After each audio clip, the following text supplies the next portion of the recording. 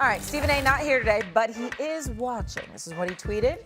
This is truly a sad day for me. Bad enough I had to miss first take because of this damn dental procedure, but to miss the show when both my boys, Kendrick Perkins and Michael Wilbon, are in studio on the day I was scheduled to be in studio, I almost cried. Keep doing a you too, Shay, there at the end, just for good measure. Damn, this sucks. See y'all tomorrow.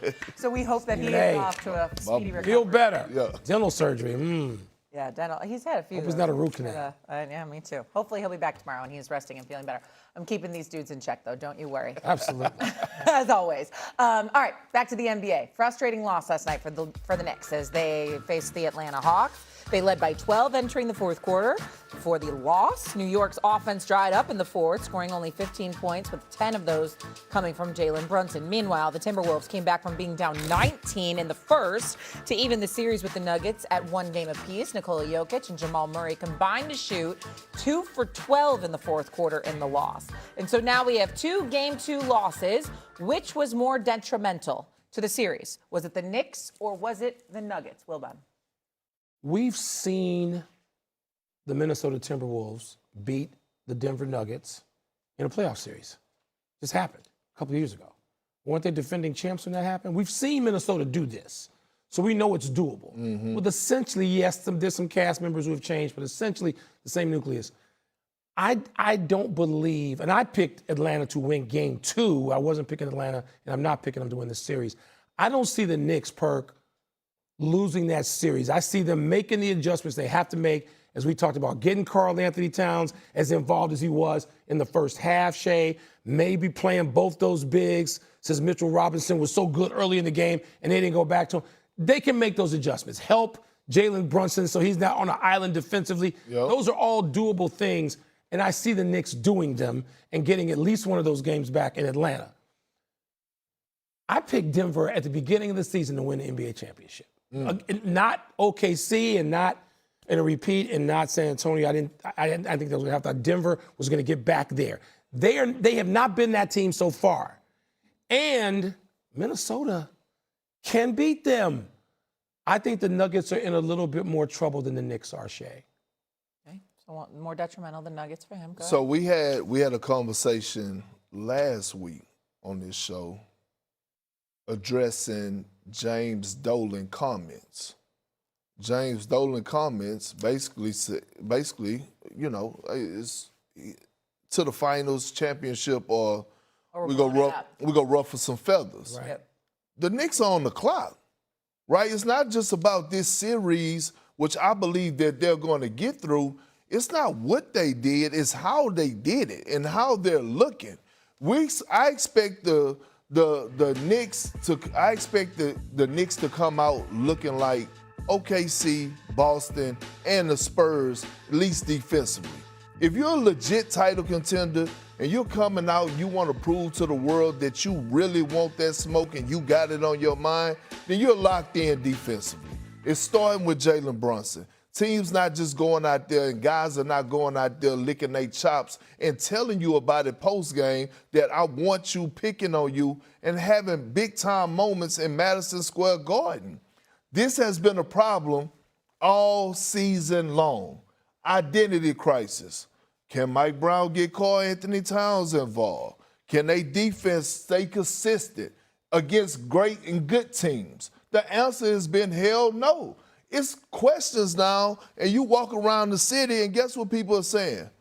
And I miss Tom Thibodeau. Oh, you miss Tibbs. The same Tibbs that you was complaining about. So you run them out of town, and all of a sudden you come in this new offense, and you got Mikal Bridges, and obviously Stephen A. bring up how much they gave up to get him. He has underachieved this season. They are on the clock. And last night should not only put the Knicks on notice, but it put the rest of the world on notice that, hey, are these guys front runners? That was the biggest statement. The Atlanta Hawks, a young squad, I get it. C.J. McCollum was thrown into the deal for Trae Young.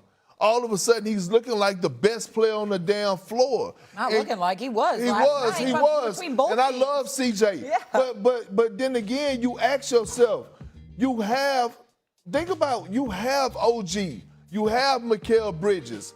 Is one of you guys going to lock the hell in and lock up and take ownership of this matchup? You know what I mean? So, again, it's so many question marks. I saw a play, and I love Rick Brunson and Jalen Brunson. It was in the game one. The Knicks had a double-digit lead. The bench was playing well. Mitchell Robinson was in there. They was getting stops. Guys were playing with passion. I thought Mike Brown should have rolled with that lineup and closed the game out. And all of a sudden, I see Rick Brunson get up from the bench and run to Mike Brown and tell him, let's make a sub. And then Jalen Brunson come in the game. All of a sudden, they close the gap, and the Knicks end up winning, but it shouldn't have been that close. And so when I saw that, I said to myself, I didn't really like that particular moment, because if it's about team, then you go ahead and let that ride out. And if you're Jalen Brunson, when they come to you and say, hey, you know what, come on in, you should have said, nah, give them a couple more minutes, because that's what Kevin Garnett used to do. I watched him do that to Doc Rivers. Nah, Doc, they rolling, let them cook. That's what I want to see. To me, it's too much individual agenda basketball that's being played with the New York Knicks. Hero ball. That's not going to cut it. This is their window. I mean, I didn't realize the Dolan comments about essentially that's essentially a championship or bust statement, Final right? or bust. Final appearance or bust. Final appearance, okay. And the bar is beating Boston because they did it. We just saw it.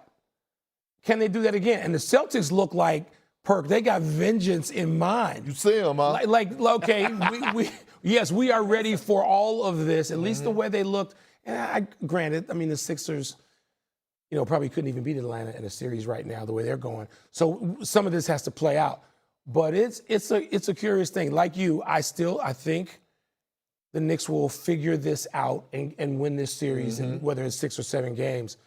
But this Minnesota-Denver thing is a real rivalry. The fact that they went after each other after the game like that, Perk, that reminded me of aughts basketball in the 90s and 80s basketball. And it wasn't just one guy. It's constantly. And you could tell. Think about 2-3 years ago when they had Jamal Murray throwing heat packs and throwing temper tantrums at the referees. He couldn't bring the ball up the floor. Like, it's been smoke there. But that's what you want.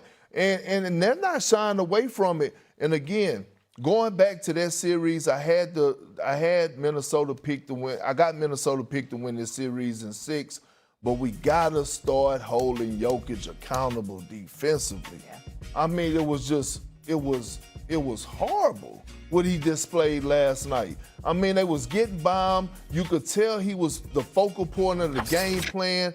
They have zero rim protection whatsoever.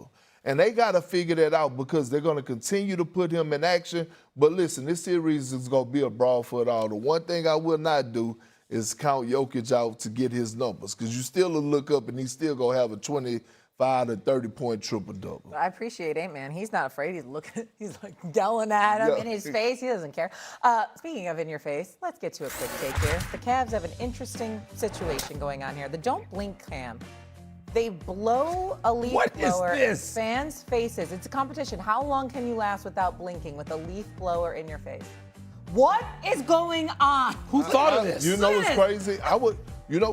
I would actually win this competition, because it's no different than how I sleep at night. I got a box fan blowing in my face. But your eyes are closed. No, but I'm saying, but before I go to sleep, the fan is on for about an hour, and I don't blink. I would actually, if they put up enough money, I would enter this competition. Do we have a leaf blower around here somewhere? I will win. This is crazy. This is why I go crazy about the marketing people.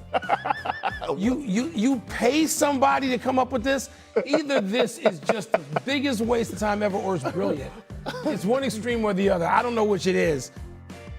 What if there's something that blows in your eyeball? Like, this seems unsafe. By the way, I was going to say, what do you have to sign? Right. What kind of waiver do you have to find, because your eyeballs are out of your head? Like, what if as a there's result debris in those damn leaf blowers? Like, this doesn't seem like a good idea. But Park's like, sign me up. Sign me up. There's the leaf blower. Anything with air, I'm good. What's the price tag on the money that we win if we keep our eyes open? Cleveland, well done. I think this was actually a genius idea because that's what we're doing. We're talking about it, so it was smart. Coming up here on First Take, LeBron and the Lakers. They're looking to go up 2 games on the